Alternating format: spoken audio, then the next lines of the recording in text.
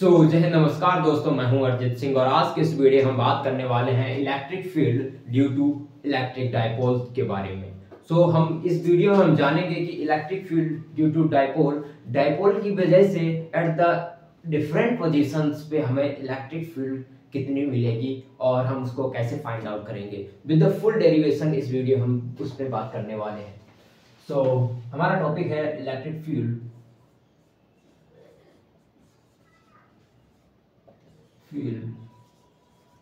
Due to dipole. Okay, हम तीन तरह से electric field due to dipole या डायपोल से इलेक्ट्रिक फील्ड तीन तरह से हम निकालते हैं। तो हमारे पास पहली है at the axis position, second है on body position, on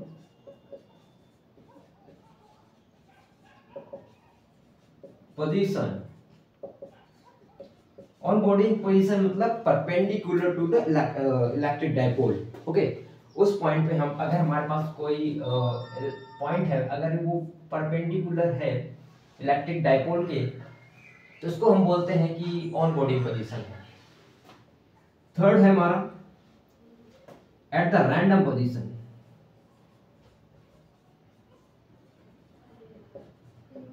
at the random position मतलब कि कहीं पर भी एक पॉइंट है और हमारे पास एक डायपोल है, तो उसकी वजह से वहां पर इलेक्ट्रिक फील्ड कितनी होगी। तो चलिए हम डिस्कस करते हैं एक्सेस पोजीशन की वजह से। तो इन दोनों को अभी हम हटा देते हैं, ओके, सो दैट हमें समझने में आसानी है। देखिए, एक्सेस पोजीशन में क्या होता है कि हमारे पास एक तो फिगर होगा कि हमारे पास एक डायपोल है। लेट से हमारे पास एक ये डायपोल है,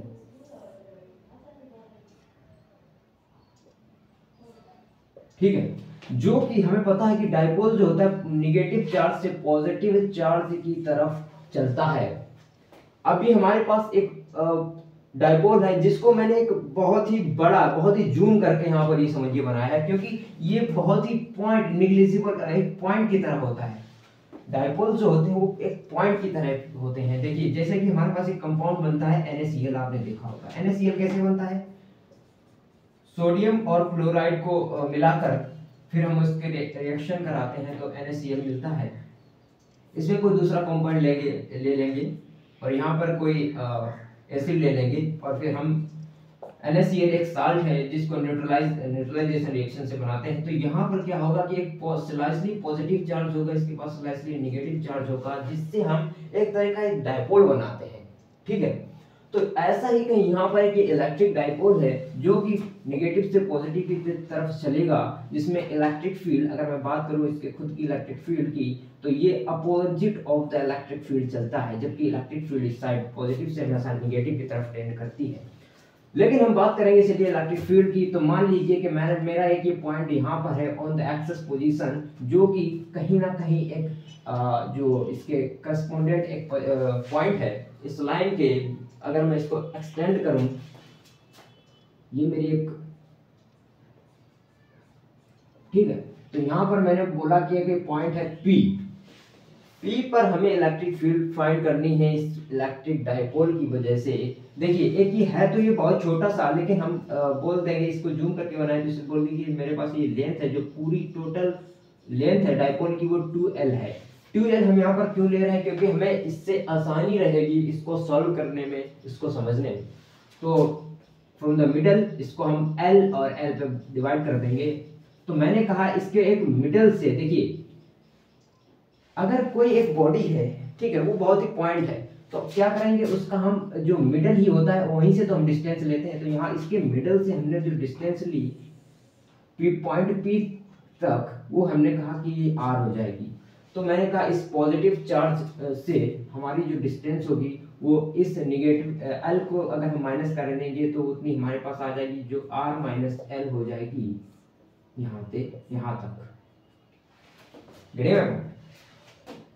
अब मैंने कहा तो ये निगेटिव चार्ज से इस पॉइंट P तक हमारी डिस्टेंस कितनी होगी? तो मैंने कहा ये L है और ये R है 20 तक, तो फिर मैंने R और प्लस L कर दिया, जो कि निगेटिव चार्ज से इस पॉइंट P चार्ज तक हमें पूरी डिस्टेंस दे देगा।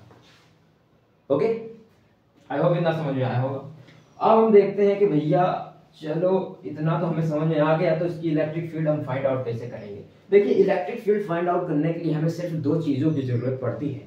वो दो चीज़ें क्या है, पहला तो है इलेक्ट्रिक जो चार्ज है, दूसरी है डिस्टेंस बिटवीन द चार्जेस।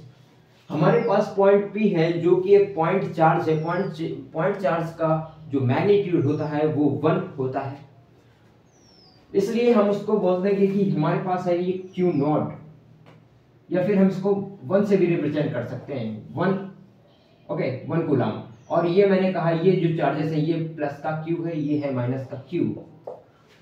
अब मैंने कहा चलो अब इसकी इलेक्ट्रिक फील्ड फाइंड आउट करते हैं। तो मैंने कहा चलिए एक एक जो चार्ज है उसकी वजह से हमारी इलेक्ट्रिक फील्ड कितनी आ रही होगी उसको हम फाइंड आउट कर लेते हैं। तो मैंने कहा ये है भैया, लेट्स से ये जो डाइपोल है ये है M पॉइंट और ये है N पॉइंट, ठीक है। तो M पॉइंट की वजह से एट द P हमारी जो इलेक्ट्रिक फील्ड होगी वो कितनी होगी। तो electric field at P due to the charge M is that K Q divided by R plus L square। Q not जो कि एक कैन से पॉइंट चार्ज है, इसलिए हम इसको हटा भी सकते हैं।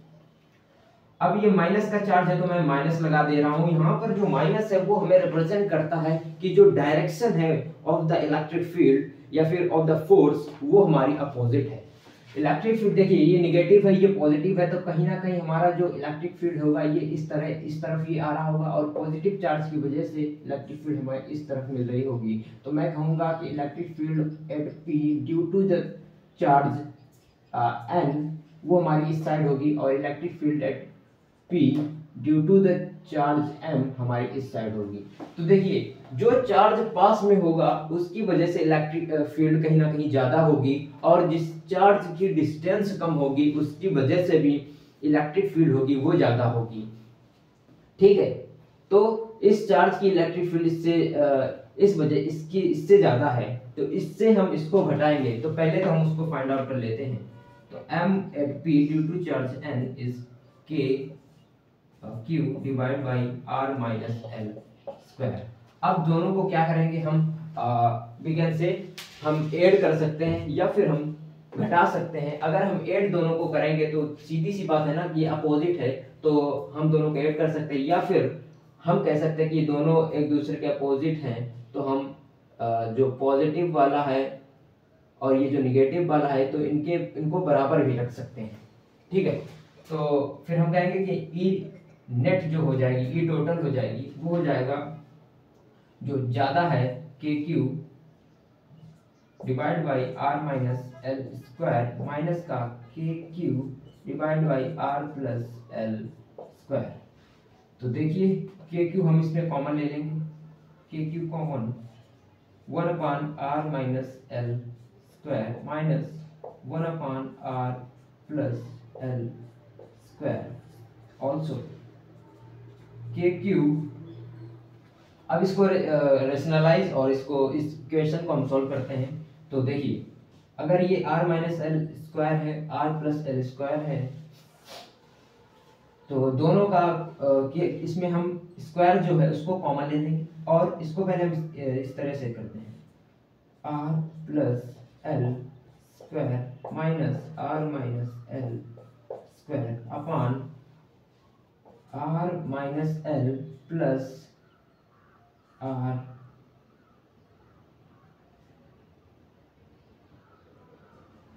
सॉरी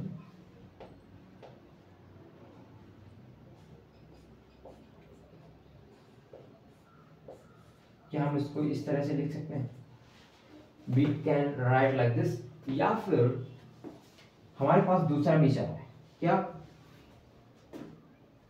सॉरी हाँ ठीक है, ओके ओके सॉरी देखिए हमने इसको एलसीएम ले लिया और अपनी इक्वेशन को हमने बना लिया। अब इन दोनों के जो स्क्वायर